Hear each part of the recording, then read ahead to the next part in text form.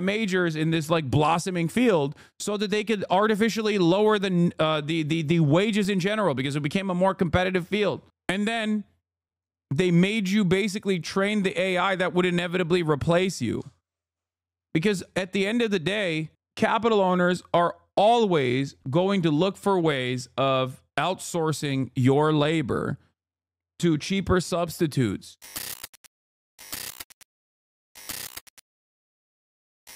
All right, uproar breaking inside the MAGA world over H-1B visas and foreign workers, ladies and gentlemen. We're diving right into it. As you guys know, I covered this extensively yesterday, but we must cover it even further because the MAGA world has already seen its own share of political drama. Let's take a look. Tonight, as President-elect Donald Trump is preparing for a widespread immigration crackdown when he takes office 25 days from now, we're seeing a crack between some of his top advisors and his MAGA base.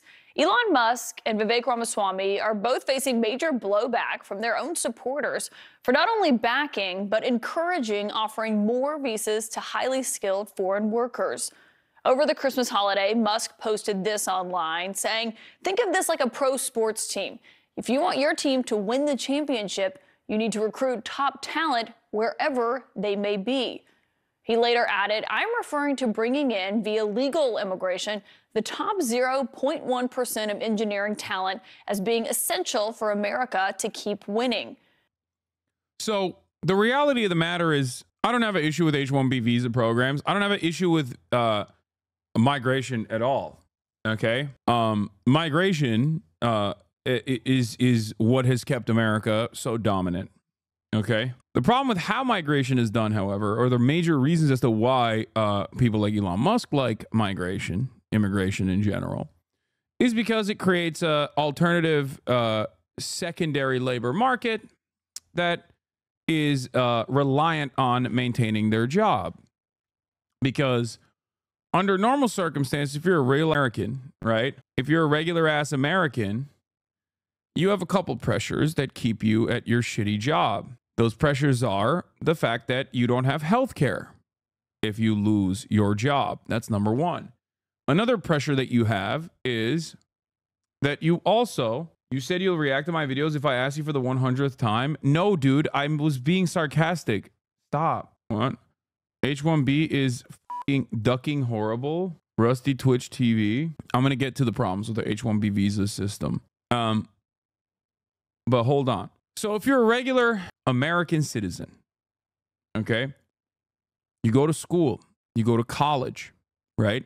You take on major student loans. You're taking on a shit ton of debt just to be able to become a more productive, more valuable worker. And in the end of that process, now you have to pay off those loans. So there are a couple different external pressures that keep you at your shit end job. A job that your educational attainment does not require you to take on in normal circumstances, but now you're desperate. Okay? Obviously, one of those reasons is how expensive college is and all the student loans that you have to take in order to even go there. That traps you. The second reason, that is perhaps the more significant reason, the more important reason, is that if you leave your job, you don't have health care because your health care is tied to your job. But for our endlessly parasitic capital owning class, that level of exploitation is not enough. Okay? As profit rates have a tendency to decline, our capital owners look to the more malleable aspects of value, more malleable aspects of commodity production, which is always going to be the labor force. That's not enough, so they either A, move manufacturing overseas to a developing nation in an effort to draw out higher profit margins in general, even though that is a logistical nightmare overall. It still is infinitely cheaper at the end of the day for people who want to produce goods at the lowest possible number, produce goods at the as cheaply as possible. Another thing that they also do is take advantage of migrant workers. H-1B visas are supposed to be for these incredibly talented workers that are highly skilled and have gotten, they've gotten all this education. And it's understandable that we have this mentality towards the brain drain. It's what has kept America competitive. It helps improve scientific research in the country. There are many different benefits for the H-1B visa program. The problem, or rather not the problem, but the additional benefit, the real benefit for the likes of Elon Musk, however, is that outside of the two pressure factors that I've mentioned for documented American laborers, there's a third component that is even more consequential. It opens up a new avenue of exploitation. Because migrant workers, obviously due to the currency exchange, are always going to, if they want to bring money back to their home nations, are going to be, they're going to be more willing to take a pay cut. Okay, that's number one. But number two, perhaps more consequential, is that if they lose their jobs, they don't just lose healthcare; they get f***ing deported. Okay, and this is precisely the reason why Elon Musk and many other billionaires love the H-1B visa program. Because this way, you get to bring in a migrant worker that is competent, that is well-educated, that will work for much cheaper than the American worker, okay? And is also tremendously leveraged in the eyes of, or rather, Elon Musk has tremendous leverage over the likes of an H-1B worker. And therefore, that H-1B worker is endlessly exploitable. Okay? Much more exploitable than even the documented U.S. citizen laborer. Now, the solution to this problem is to ensure that there is a normalization and a proper processing to ensure that you can't actually depress wages for H-1B workers and keep the wages in the marketplace even. This, of course, is considered socialism or some kind of like price enforcement, some kind of wage enforcement, which is not even a part of the conversation. Not a single person will allow that to happen. Okay? And that is precisely why we have arrived at this major problem for a lot of Americans who are like, well, I want to get a job, especially in the tech sector where there's been hundreds of thousands of layoffs. What the f is going on? Elon Musk is still trying to fill these roles. Elon Musk is still trying to fill these roles with migrant workers rather than American laborers. And therein lies the major issue. Okay? And yes, by the way, this is my tweet that I screenshotted that Lolo posted, just so you know. And I can't believe he posted that and he got 46,000 likes. This son of a bitch. I should have posted it. It is the funniest tweet I've seen. He sent me his screenshot. And then when I saw it, I was like, oh, yeah, dude, I also screenshotted it. I sent him back the same tweet. I was like, this is hilarious. I'm constantly insulted on this platform. So there it is. Therein lies the major problem. Now, I obviously have been gloating a little bit on the timeline over this process because I think it's very funny. A couple things I want to point out. Okay. Racist people are so funny. They thought the billionaire man doesn't just want cheaper labor, just like they foolishly think they're superior to a dude born into abject poverty just because the dude is brown. There's an air of entitlement and superiority that a lot of Americans feel over the rest of the world because of American empire. They think like they did it. You didn't do it, okay? You're just a beneficiary of it to a certain degree, and you're not even a good enough beneficiary of it because all the destruction that we subjugate the developing nations to do not even come back bountiful to the American society, to the average American labor aristocrat. Okay? That's what's so funny about it, is that part of the reason why our GDP is so high is because there are so many expensive middle managers in every process. For-profit healthcare is one of the best glaringly obvious examples of this. There is no real service that they're providing, and it should not exist. Okay? It's a concept that literally only churns profit for people. That's it. It's a money-making operation. It doesn't have any real service. It doesn't offer anything. Like, that's not a real concept at all. We just made up an entire industry specifically designed to make things more costly. And they certainly do make things more costly. And it makes a lot of money for people who are shareholders. Okay? And we've basically done this with every industry.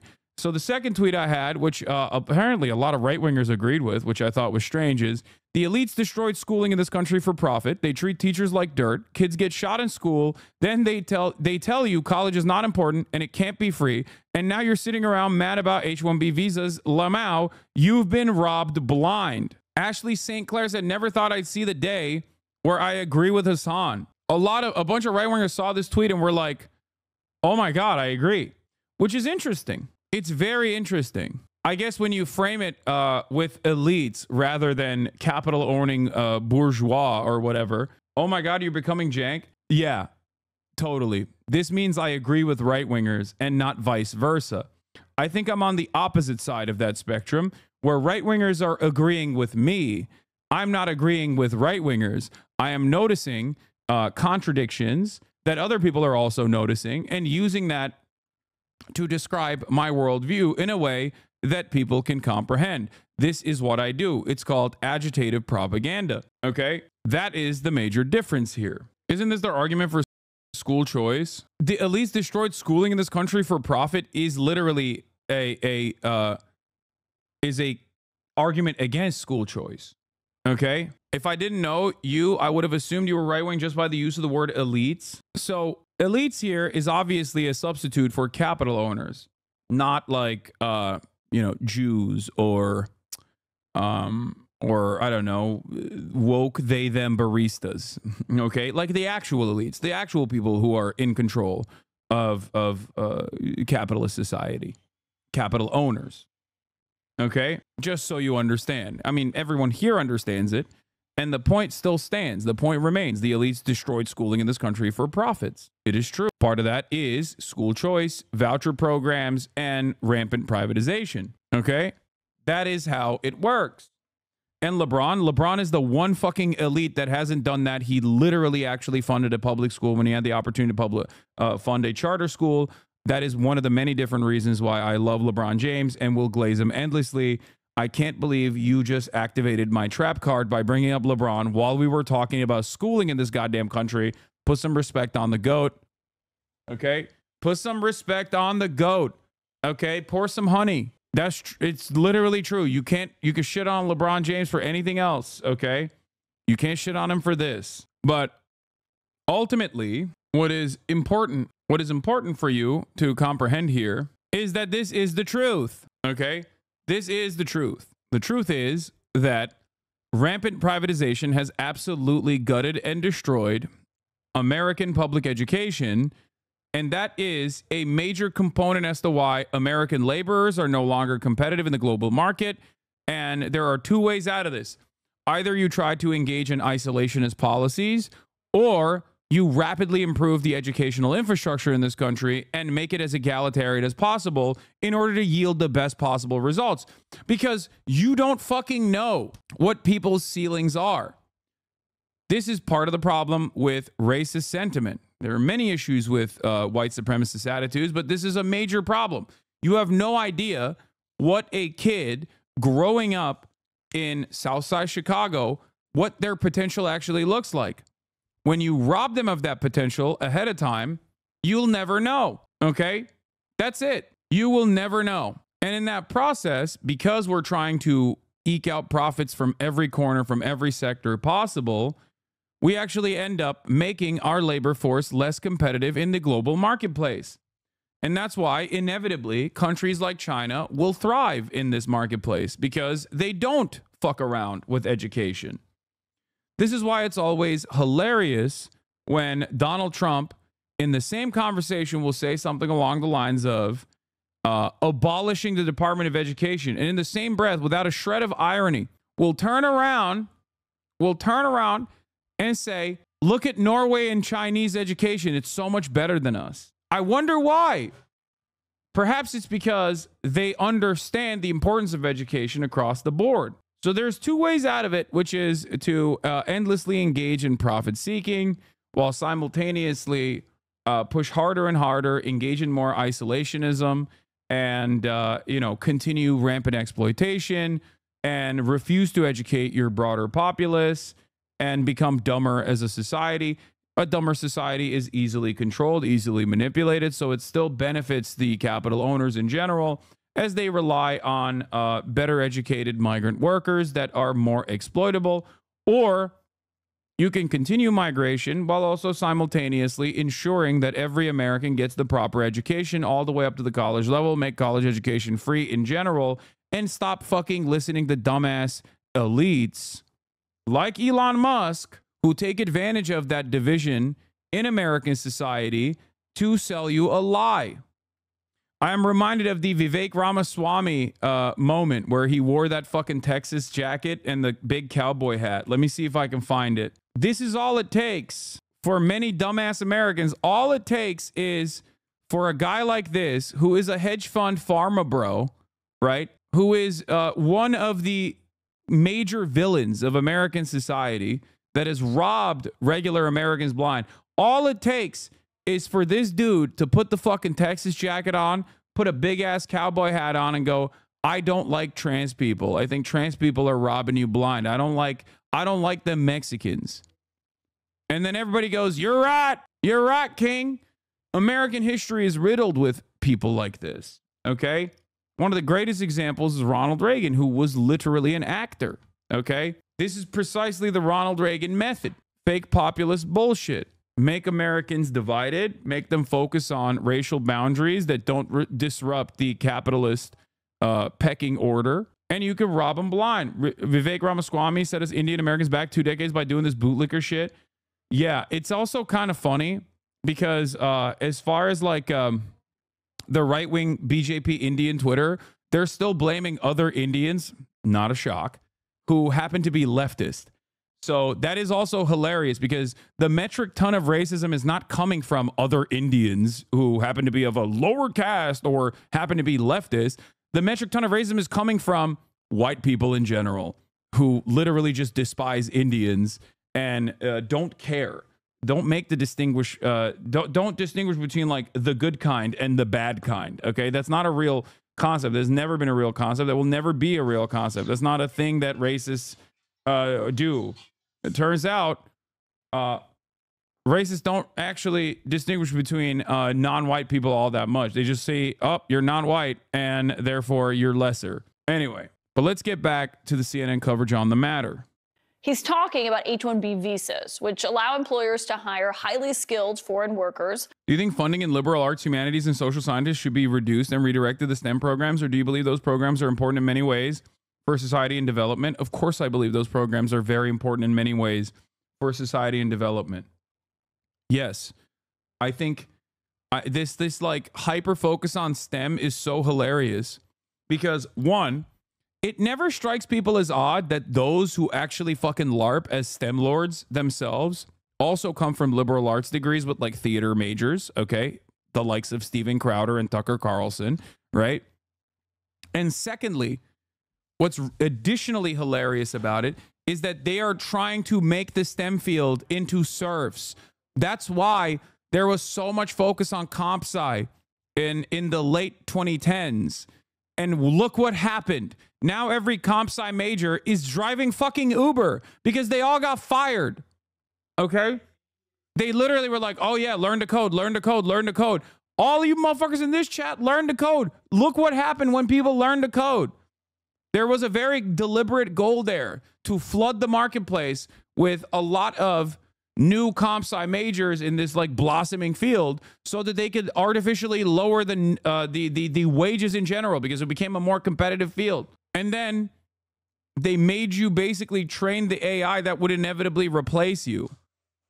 Because at the end of the day, capital owners are always going to look for ways of outsourcing your labor to cheaper substitutes.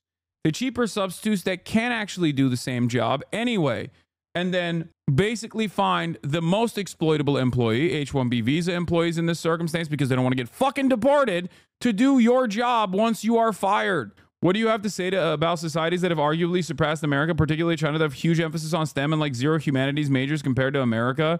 That's wrong.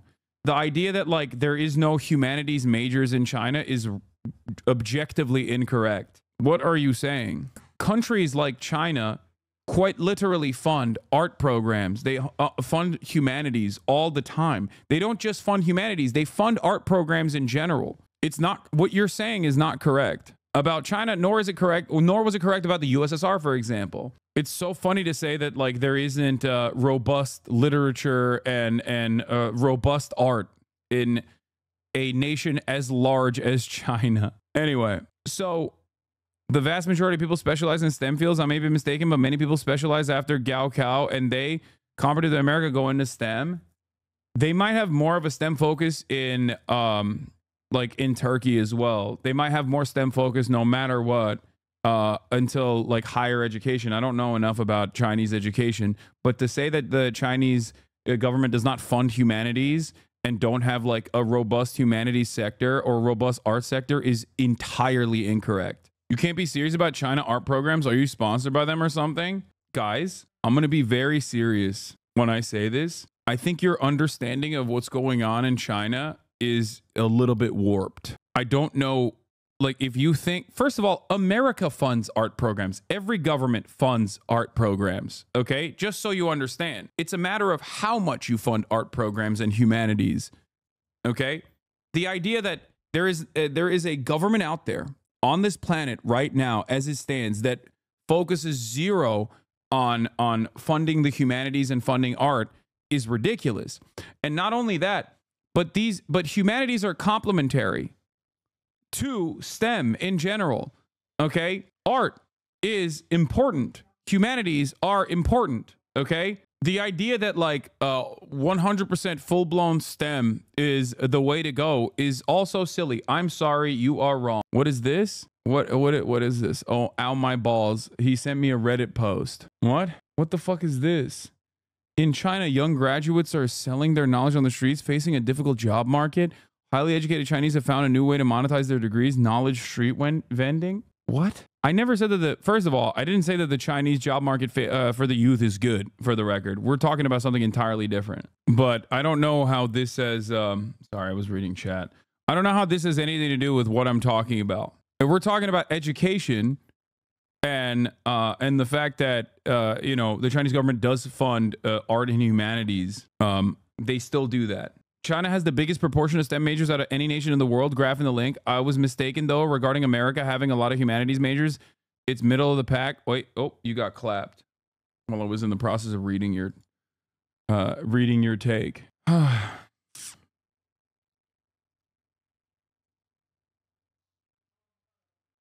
a Mexican aerospace engineer in a border city in Mexico. I have peers that have gone to LA to work for a certain defense company that have said they feel stuck with zero negotiating power, having borderline management role with low pay, all because they don't want to lose the visa. Yeah, of course. Let's see what the rest of what Delayed Autistic Guppy said was. Okay, he said, World Graph, I was mistaken, though, regarding America having lots of humanities majors is in the middle of the pack instead of STEM. Many people go into business and finance. Okay, so as far as the highest number proportionally, I don't know what percentage of Chinese STEM graduates, because this is totality. And of course, China and India in totality are going to be much higher in terms of STEM majors.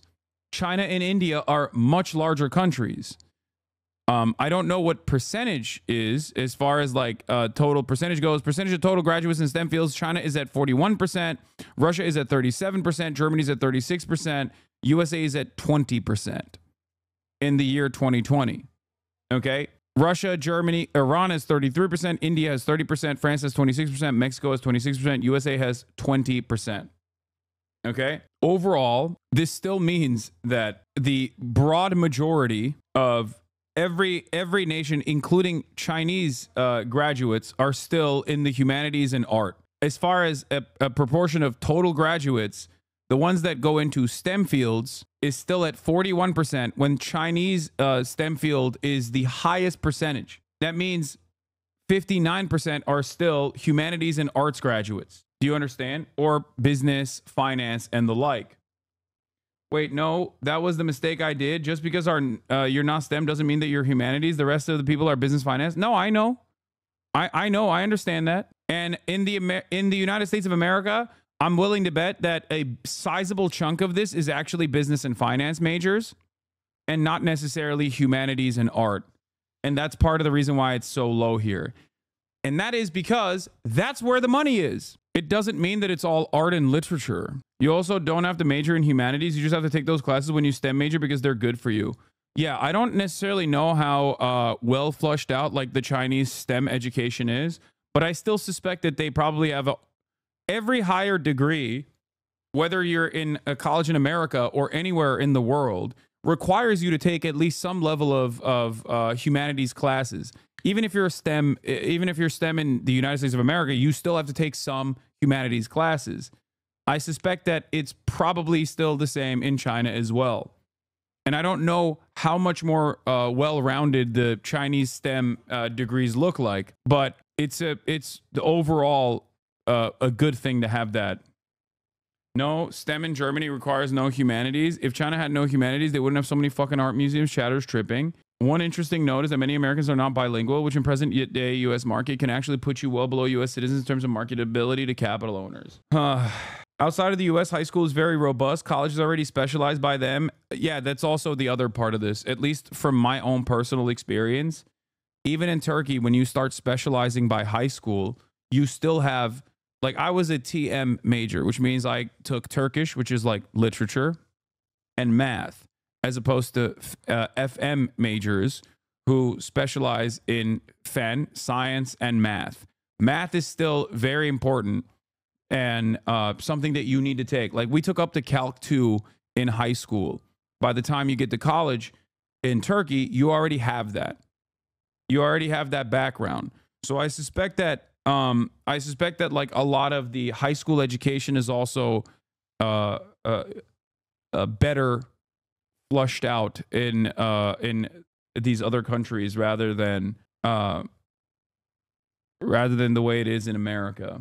Actually, I don't even know fully how it is in the United States of America. But yeah, U.S. math in high school, like the Common Core high school math that you take is definitely significantly worse than the rest of the world. I had Calc 1 senior year for college credits in high school, no Calc 2. A lot of the big tech companies right now are losing a lot of talent to private equity / hedge funds. I know developers who are in their late 20s that are making $225K a year plus 50 to 75K source firm or hedge fund developer who got the fuck out.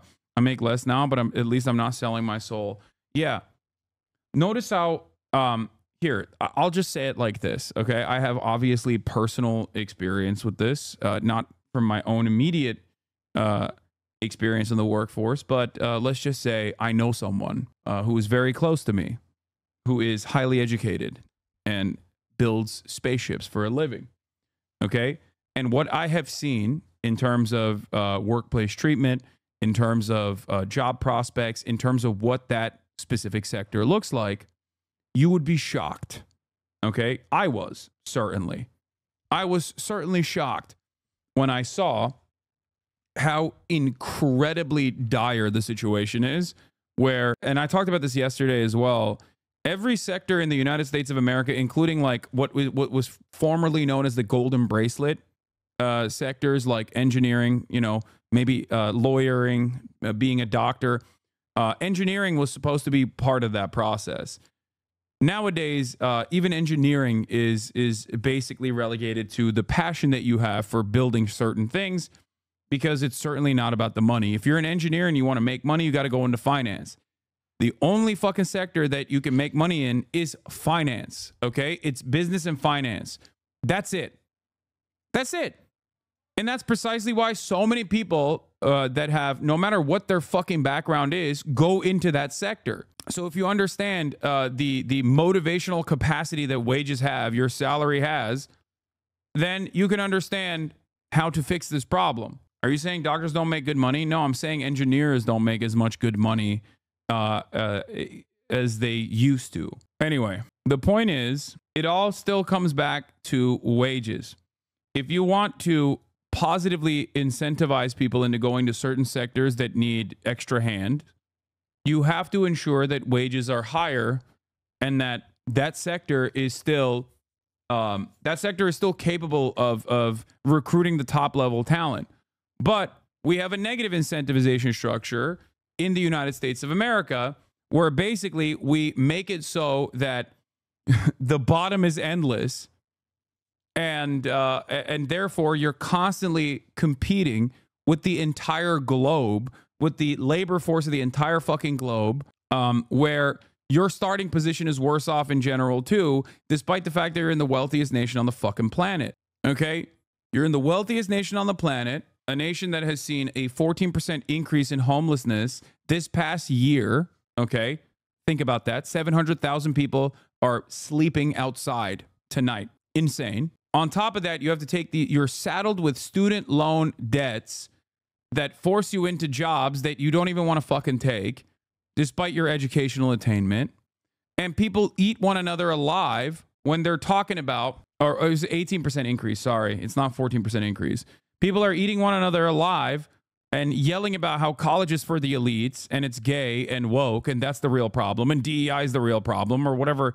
A number of different unnecessary and idiotic fucking takes are flying around. Meanwhile, people like Elon Musk are robbing you fucking blind. And this story in and of itself is fantastic for me because I think it exposes how easily tricked many Americans are and how they utilize the racism button to gain favor and continue further division in American society as they continue their domination. They don't give a fuck about anything other than making more money, okay? They only care about profits. It doesn't matter what happens to you. Musk, who himself is from South Africa, said that he once had this kind of visa, and he's arguing that Silicon Valley is facing a shortage of excellent engineering talent, as he put it.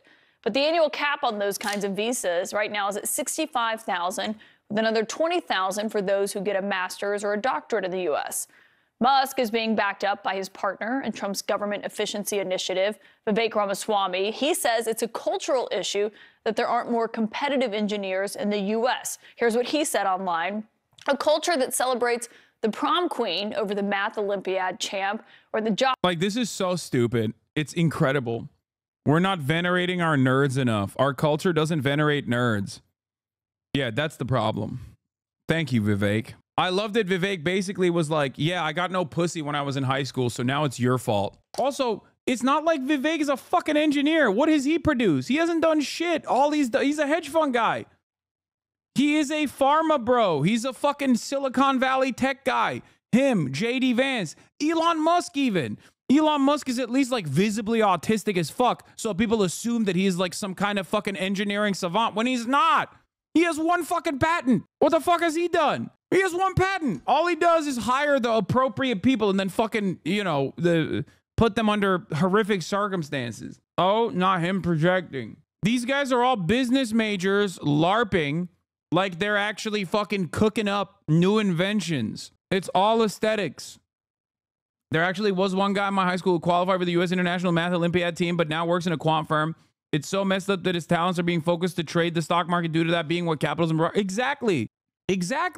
I'm sure that dude could apply himself better in a public research capacity instead of churning out extra profits for capital owners who hire him.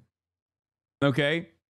But that's where the big bag is. So why the fuck would you not go there? The only thing that stops you from going there is the genuine passion that you have. This is what I was talking about with respect to fucking engineering. The only thing that keeps certain engineers continuously in the engineering side of things and not going to fucking finance where all the money is certainly not the fucking job prospects. It's certainly not the comfortable salary that you get. It is your own pure passion. It is autism. Okay. It is the autistic interest that you have in building certain things. That's it. That's it. And some people go, all right, fuck this. I need to make money. And then they go into finance anyway. Like there is so much talent in this world. There is so much talent in this world, from highly educated people all the way to people whose potential is robbed from them due to the unequal circumstances they were born into. Okay.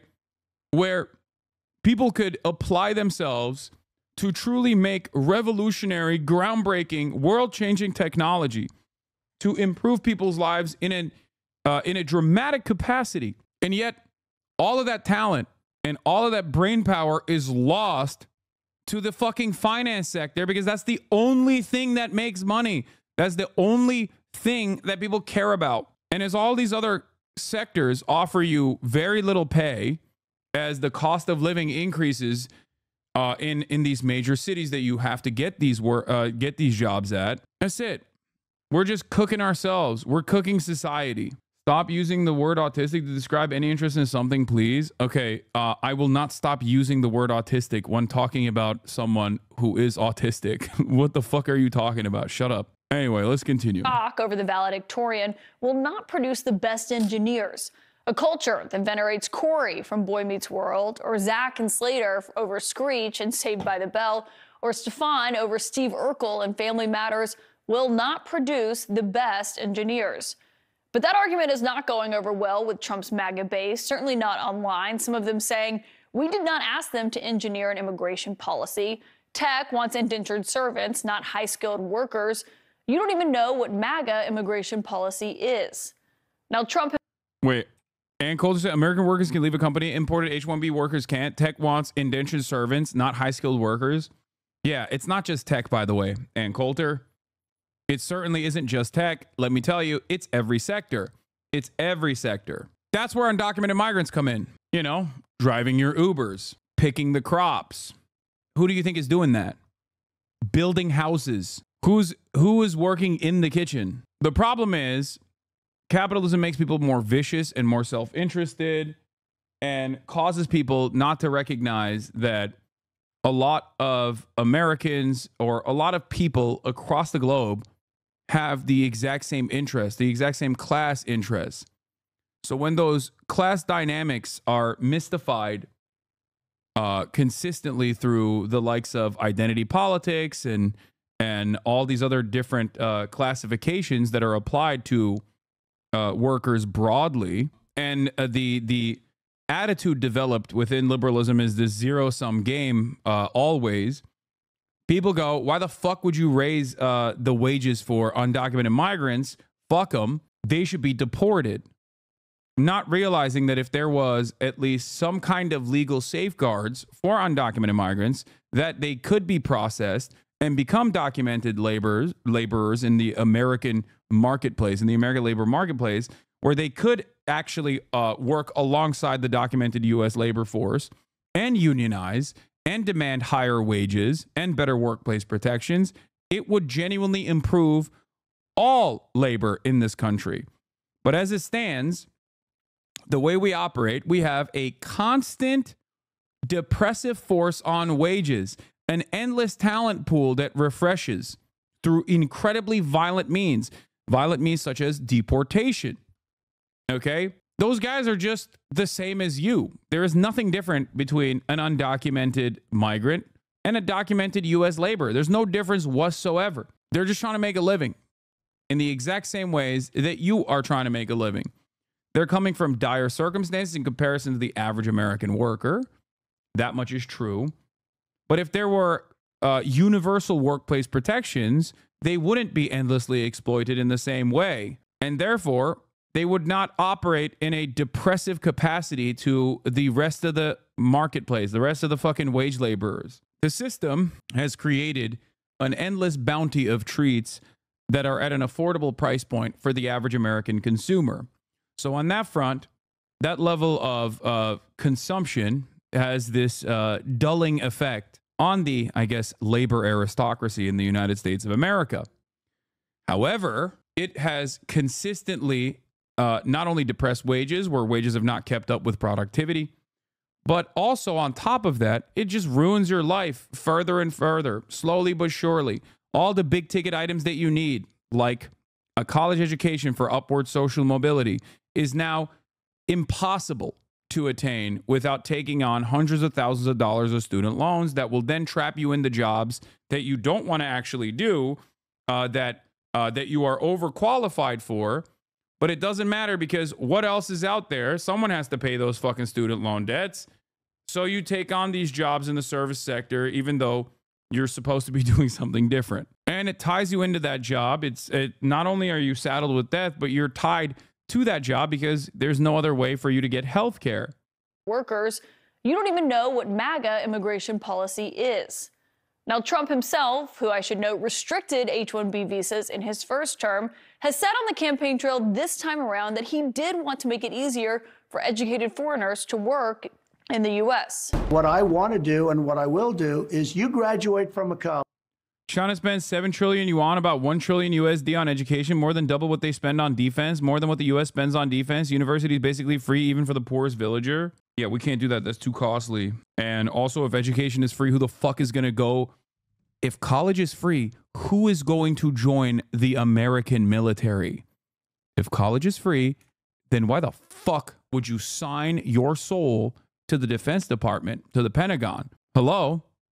If college is free, then you no longer have student loan debts that you have to pay off. Why the fuck would you take on? Why? You would have too much leverage. You would have far too much leverage to say no to certain jobs until those jobs actually pay well enough. That's it.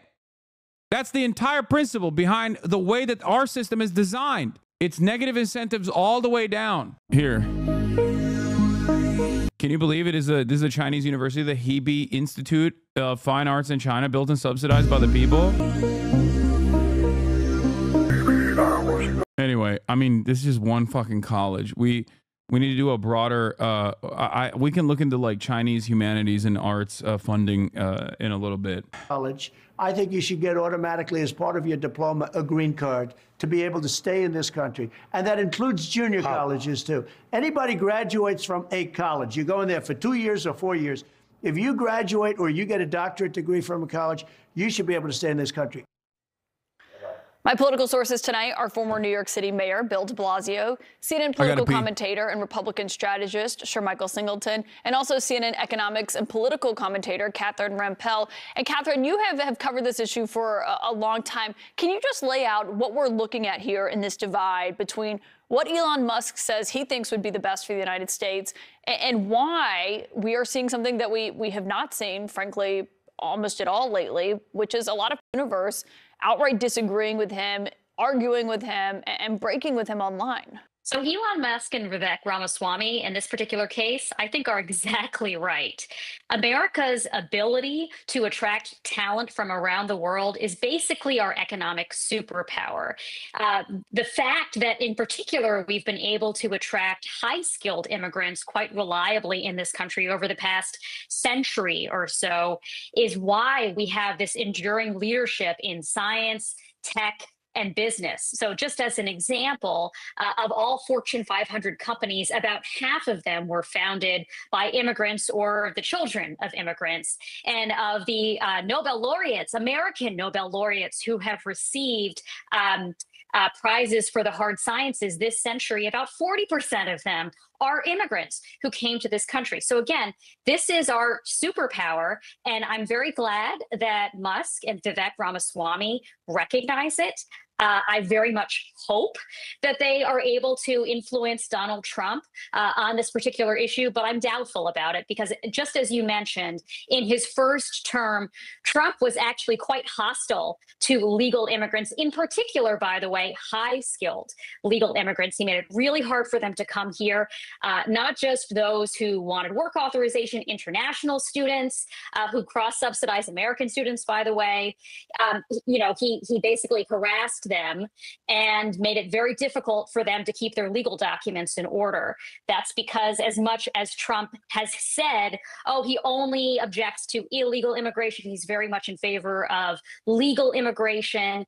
His policies don't bear that out, and that's partly because Stephen Miller is the one who was the architect of Donald Trump's immigration policies last time around, and will probably do so again this time around, and is unlikely to adopt the sort of Musk, Vivek Ramaswamy view of things. Yeah, Stephen Miller's getting a huge job in the West Wing. He's been around Trump for the 4 years he was out of office. And Shermichael, as the Republican here, I wonder what your view on this is, because this is happening within the Republican Party. I mean, these are two top advisors to Trump, the MAGA world, who are kind of framing this as the true believers who say, we asked for stricter immigration policies. That didn't mean coming with a carve out for high-skilled workers that they say are taking American jobs here. Yeah, look, I think with all due respect to Mr. Musk and Vivek Ramaswamy, they should focus on saving federal dollars for the taxpayers and not immigration policy. I understand some of the points that Catherine made, and I agree to an extent. But I think the U.S. should focus more on domestic skill development. Studies also show that H-1B1 exacerbates employers hiring individuals from outside of the country when they could potentially hire minorities, for an example, which we know there's a shortage in the STEM fields. There are a significant number of Americans who I think would love opportunities if they had the proper training and skills to operate in those jobs fairly well. So why not start and focus there? I'm not of the support or mindset, Caitlin, that we should let in more than the 60,000+ that were already let into the country. Do we have some deficits? I certainly understand that point, again, to what Catherine was sort of alluding to. But I think by focusing on increasing domestic skill development, you can decrease the furtherance of those deficits by virtue of saying, you know what, we're going to spend more of our time, more of our dollars educating our own citizens to compete for these jobs versus saying, let's increase to 100,000 or maybe even more. Right wing has arrived at DI by accident.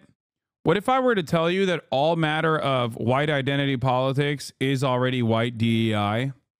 What if I were to tell you that all the racism that you see is literally white DEI? Everybody loves DEI. Listen to a bunch of the Musk Loomer space. It's so wild. It's so embarrassing. Musk says accurately and repeatedly. Loomer said she would escalate her complaint to Trump, and Musk asked her who she thought she was. You're not the people. You're a person. Let's get that straight. And an insane person at that. That's it. As someone here on H-1B, this discourse has made me really concerned about my situation. There's no other legal pathway to immigration without an H-1B. No, I know. Also, H-1Bs are not bad.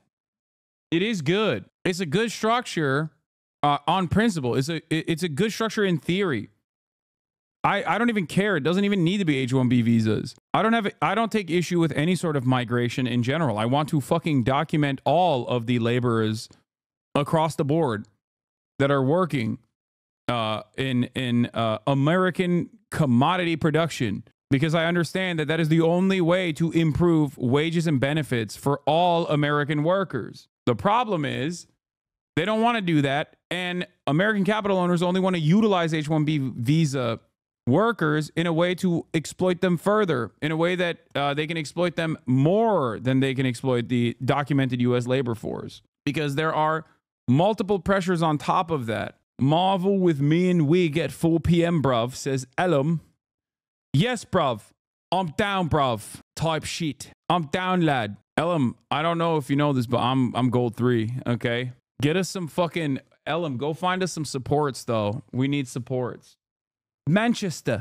Or for employers to bring in individuals from India, which is a predominant country where many of them come from. I don't agree with that at all, and I think folks in the MAGA world have every right to be angry with Vivek and Elon Musk. Yeah, well, that's an interesting point, because I saw that argument being made, but also I saw Mark Cuban, Mr. Mayor, responding to that saying, well, and I think we have what he had posted, quoting to Elon Musk and Vivek, saying, well, everyone, argue college is overrated. If you're arguing we need to have more homegrown engineers, don't we need more kids who are going to college? I mean, I think he's being a bit sarcastic there, but that is kind of the dual arguments that you...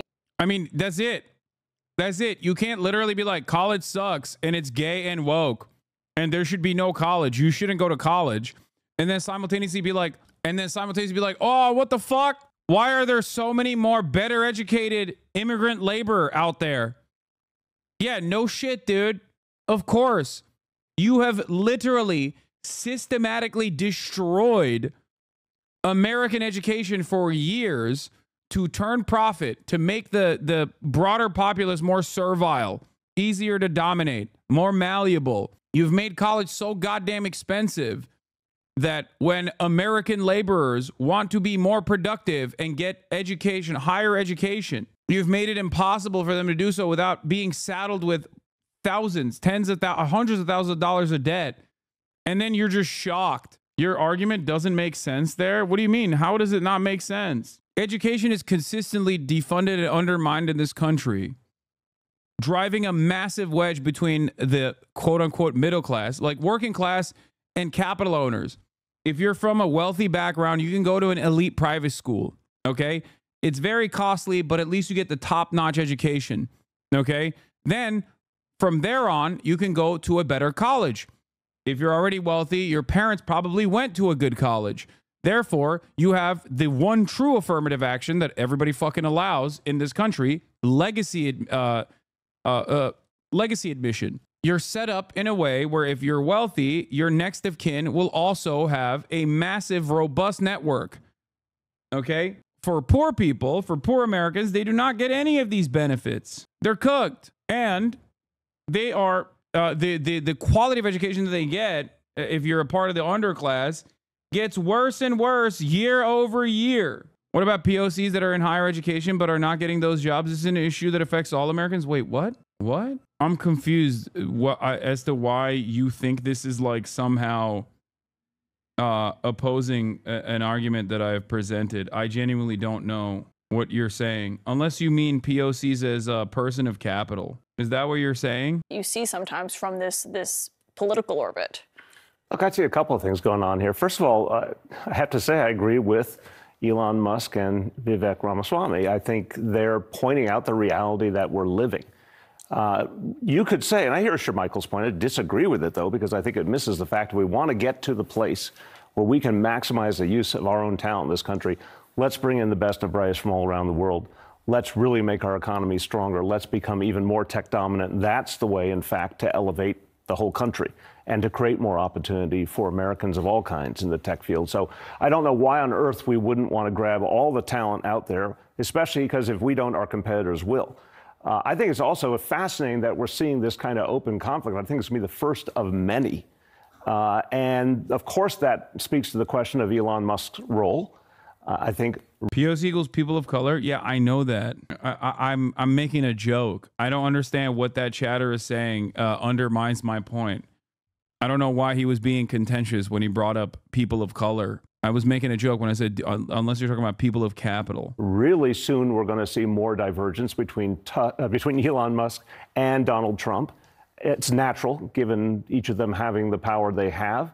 I think that's going to be a very, very important storyline in 2025, that these two people who appear to be allies but really have very different interests start to diverge issue by issue. We saw it also during the recent budget fight on issues like artificial intelligence and climate, where Musk has been in a different place than. About 1 million arts and literature graduates in China out of 4.7 million graduates last year, about 21% according to Statista, above around 10% for U.S. according to some sources. So China has doubled the number of arts and literature graduates in China than the United States of America, percentage-wise. So it is mostly just fucking business and finance. Or I feel like STEM also features finance, because you got like quants and shit, like math majors. Trump. Anyway. That's going to have ramification for how successful Trump can be in general. And then finally, I mean, look, for the MAGA world to be turning on their own this quickly.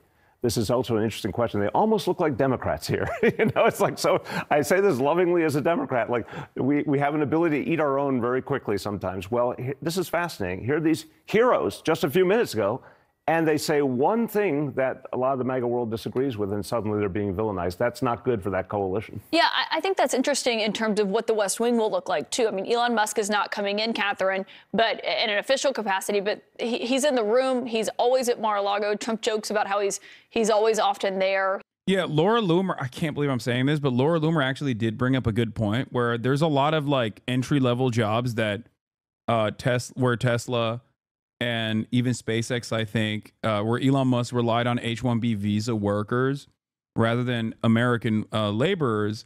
And we know what the real reason as to why he did that. The real reason as to why he did that is because, once again, H-1B visa workers are more easy to dominate. Okay? That's it. They have additional pressure on top of the regular fucking pressures that the documented U.S. labor force has. They're more vulnerable. They have less leverage. They can be deported if they don't play ball, if they lose their jobs. It's all about finding the most vulnerable workers that you can dominate, because ultimately you want them to do the job of 2 workers, 3 workers, 4 workers. Okay? They're easier to exploit. Elon banned me today for talking about class. Very telling. He bans me, but not the races. What? Oh, okay. I think you're missing a point. I love you, Hasan, but I've listened to you too much for about 6 weeks, and I think you need to do a deeper dive into race. Yes, we understand that. I do. I think chat does too. Dude, In 2024, we're not doing that.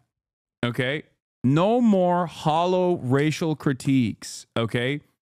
Racism is a divisive component of this conversation that keeps that basically gets these dumbass MAGA guys to be on board with whatever the fuck the white supremacist forces are advocating for. If you think 2025, sorry, if you think that I'm not familiar with how racial dynamics are factored into this equation, I don't know what to tell you. This is still, at the end of the day, a primarily class-based problem. Okay? You want to know why I know this is a class-based problem? Racism is just an additional component that makes the position of capital owners more marketable to the white working class. Okay? You want to know why I know this is a class problem? Because they used to make these arguments against other people that were not considered white. Okay? That are now obviously considered white. It's just depending on where these people are coming from, like the Irish, like the Italians, Polish people, Jewish people. Racism in this regard is simply a way to try and get broader subsects of the American labor force on board with arguments that actually harm them. This is literally the same situation for illegal Mexican immigrants on farms, right? Am I wrong? Basically, a workforce, you can work 4x the time for 25% of the pay for normal Americans, but because it's tech world and fancy sounding names, people don't associate them. Yes, you're absolutely correct, which is why I keep repeating that point over and over again.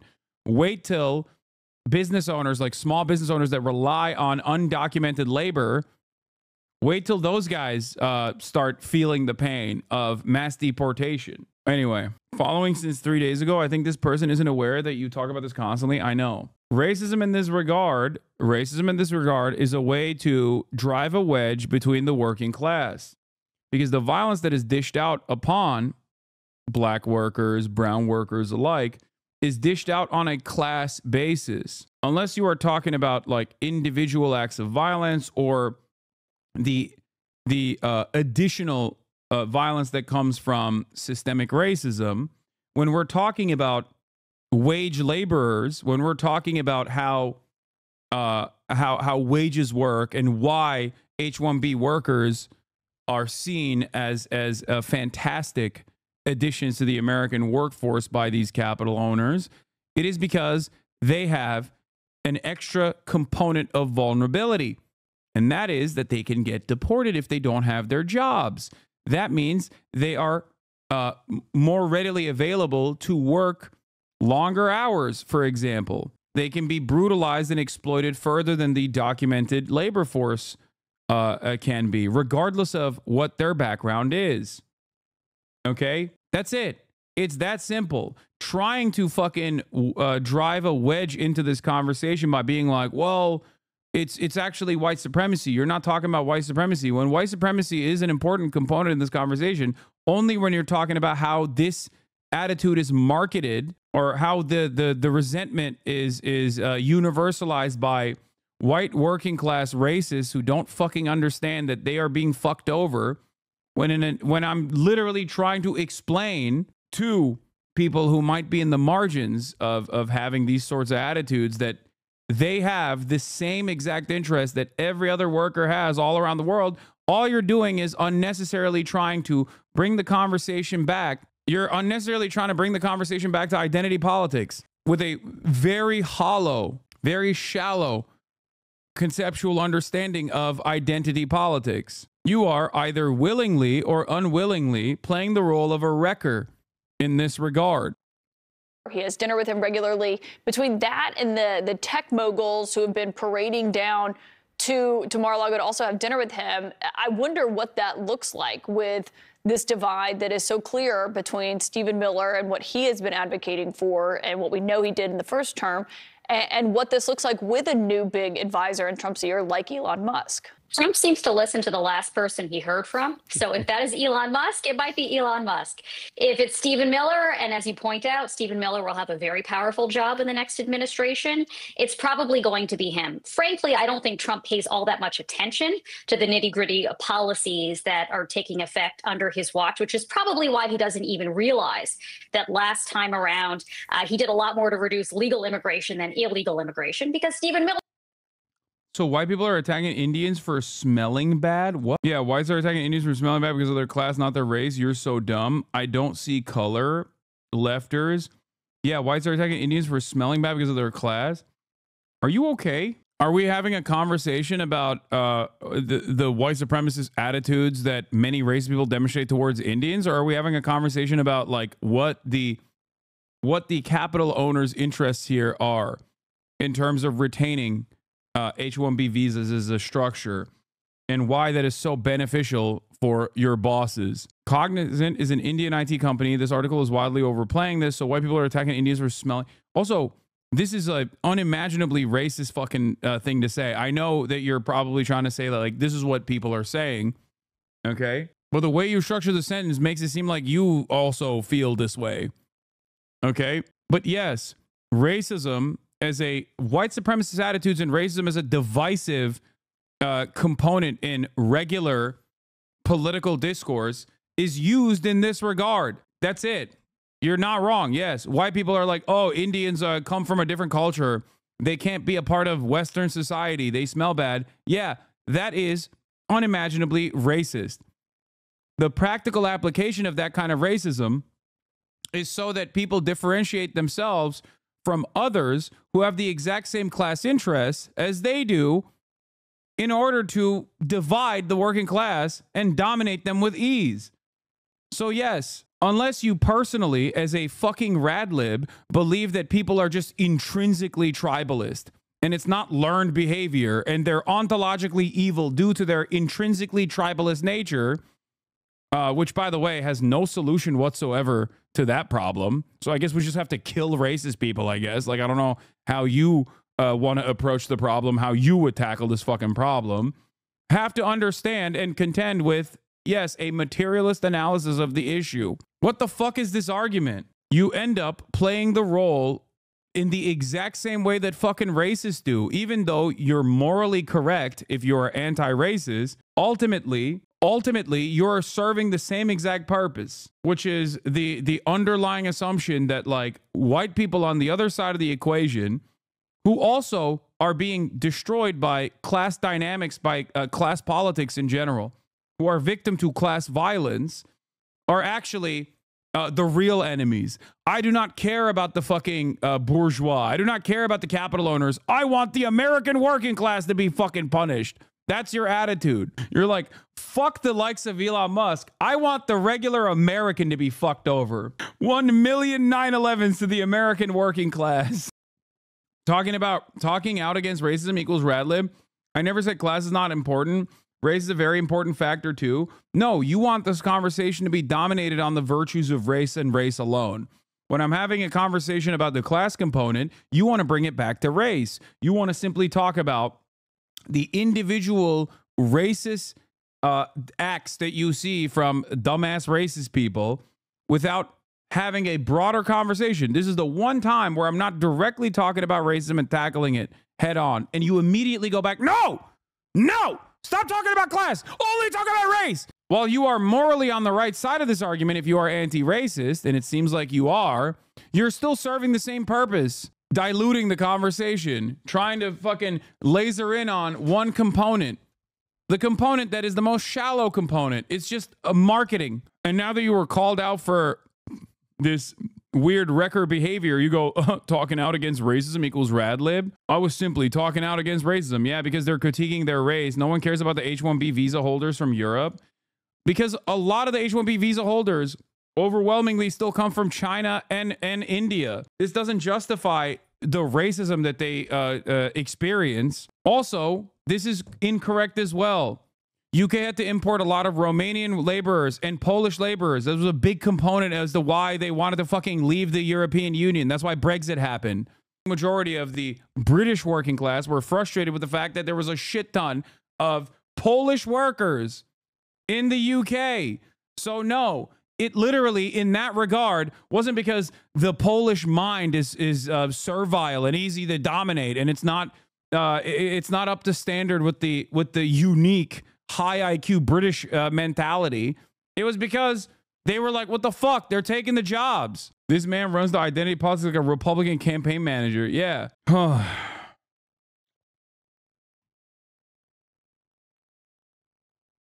It's so dumb because this is something that everyone in this community understands, okay? Racism is not only inappropriate, it's fucking idiotic. It's wrong. Everybody understands this.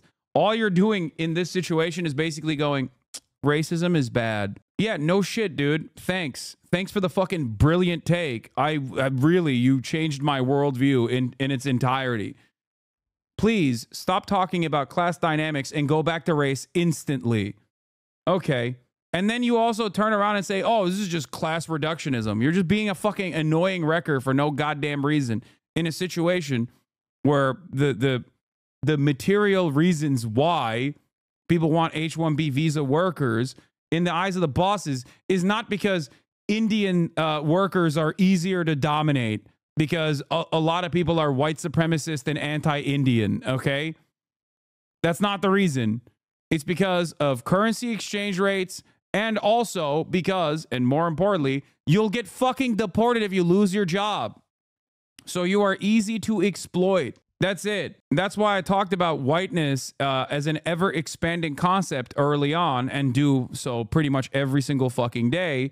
Because if the broad majority, if the broadest majority of like H-1B visa workers were coming from fucking Poland, then yes, I promise you, as is historically what has happened in American history towards the antagonism that Americans in the in-group have demonstrated towards the out-group, they would be anti-Polish, just like they were in the UK, just like they were in the United States of America. That's not exact same, but my tech company hires software engineers out of India. Instead, we are fully remote. Salaries are 1/3 the cost of a U.S. employee. Yes, that's what I'm saying. If the majority of H-1B was from Poland, we would not have this problem. You are wrong. You are absolutely wrong. If the overwhelming majority of H-1B visa workers were Polish, Americans absolutely would be busting out old ass like anti-Polish sentiment in that they would accept the Polish. No, they wouldn't. And no, they haven't. They literally historically have not. So you're wrong. It took decades for Americans to adopt Polish people into the broader white in-group. What the fuck are you talking about? And I gave you an example from recent history where that literally was a major problem for the UK. Yes, he doesn't fully understand the full extent of racism. He doesn't, but I love him. What? Yeah, I don't. It's because I'm a privileged white man, okay? Are we really doing this right now? Yeah, I don't, okay? Leave the fucking community if you truly take issue with any sort of class politics. This feels like the kind of derailer that's doing anything to get an out of context clip. I don't know. I just don't. It's like, it's a wonderful opportunity to cherish Republican infighting, but god damn it, do radlibs have radlibs will look at any gift that has been given to us in this community, where this is an opportunity for radicalization, for people to understand their class position, okay? They will come in here and be like, no, you're fucking wrong. You simply don't understand how white supremacy works, and that white supremacist attitudes are intrinsic qualities that are unchangeable, okay? You are the idiot reacting in the chat. Yeah, I know. It's true. It's not wrong. Shut the fuck up, radlibs. Was running the show. So I think that whatever Trump says he wants to do, the actual people who are executing the policy at the end of the day will be making the decisions.